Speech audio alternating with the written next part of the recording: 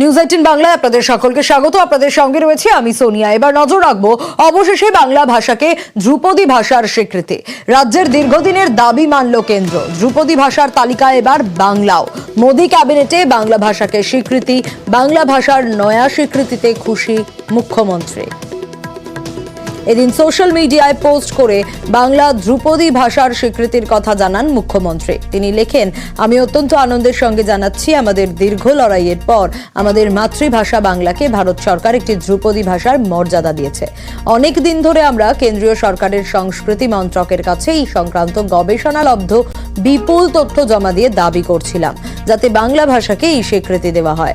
আজ আমাদের সেই স্বপ্ন পূরণ হলো। কেন্দ্রীয় সরকার আজ সন্ধ্যায় আমাদের দাবি মেনে নিয়েছে।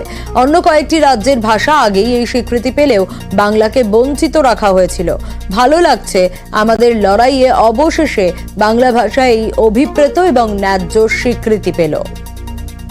বাঙালি হিসেবে গর্ব করার দিন, প্রতিক্রিয়া কেন্দ্রীয় শিক্ষা প্রতিমন্ত্রী সুকান্ত মজুমদারের।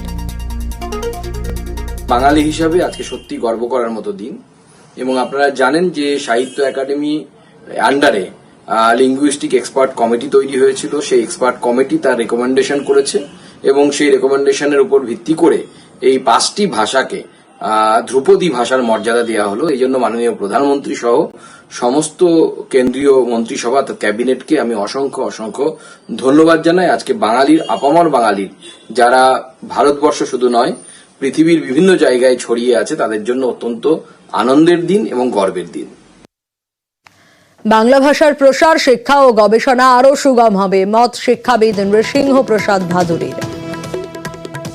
অত্যন্ত আনন্দের কথা যে বাংলা ভাষা এই ধ্রুপদী সাহিত্যের ক্লাসিক্যাল ল্যাঙ্গুয়েজের স্বীকৃতি পেল, যেখানে রবীন্দ্রনাথ জন্মেছেন এবং তার পরবর্তীকালেও বহু সাহিত্যিক বাংলা সাহিত্যকে সমৃদ্ধ করেছেন।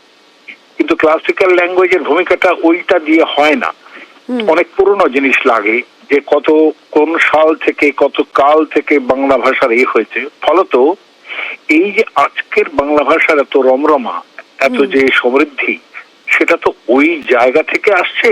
তো সেই জায়গাটা ওরা ধরতে পেরেছেন বলেই আজকে কিন্তু এই স্বীকৃতিটা এসেছে যে ভবিষ্যতে বাংলা ভাষার উন্নতিতে এটা তার একটা অন্য মূল্য দাঁড়াবে। সেটা শিক্ষা ক্ষেত্রেও দাঁড়াবে এবং আমাদের পরম্পরার ক্ষেত্রেও দাঁড়াবে, সাহিত্যের পরম্পরার ক্ষেত্রে দাঁড়াবে।